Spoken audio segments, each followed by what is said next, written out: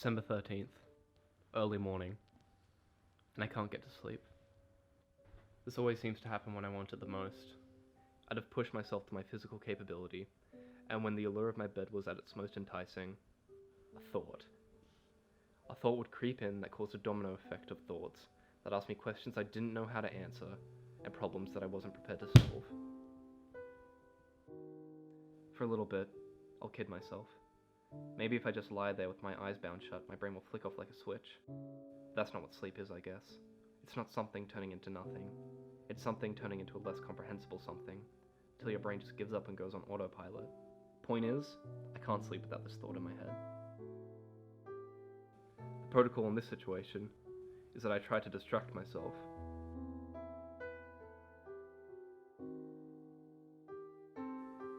I understood that stimulation is the key to distraction, so I try and do something that'll make me happy.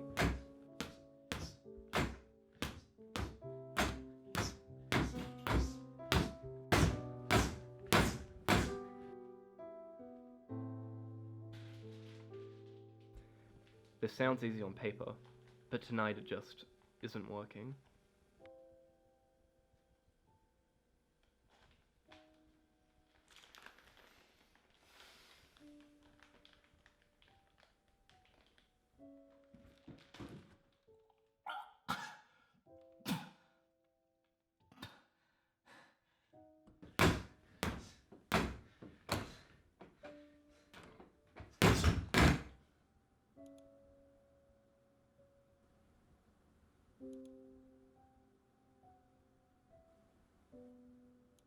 I think when I lose someone in my life, I have a tendency to pretend that they're dead.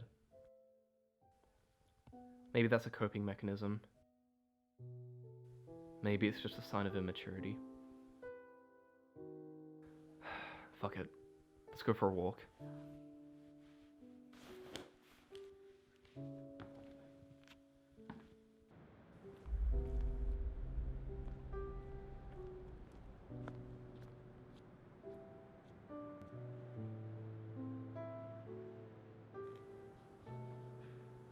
This didn't help. It's funny how your home can feel completely alien with the absence of one thing. One person.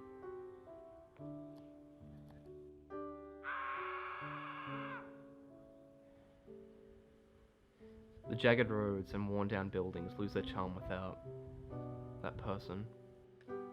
Feels like an old TV show that you had a deep nostalgia for, only to realize its mediocrity upon revisiting it. The feeling isn't soul-crushing, it's just nothing where you expected so much.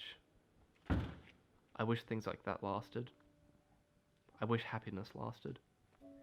I wish anything would. Happiness has a habit to fizzle out quickly. It comes in sweet but often unsatisfying bursts.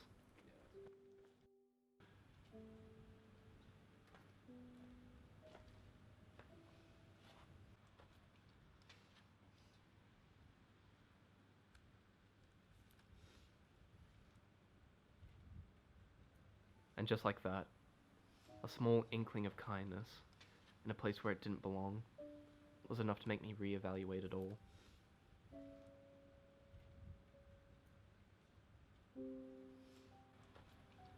Why did I do that? Did I feel bad? Did I see something in him that reminded me of myself? I don't know. But I think I resonated with the vulnerability I saw in his eyes. I saw myself. Like a rush of blood to the head, I had to do something to try and heal it.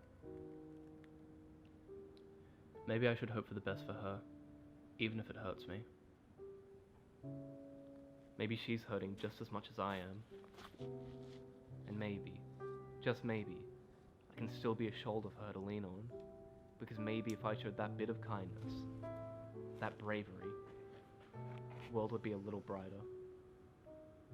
Or maybe this is just another burst of happiness that will fizzle shortly, and I'll forget about this in a few days. I don't know. All I know is that I'm happy I've seen the things I've seen, and I'm happy that I've hurt in the ways that I have.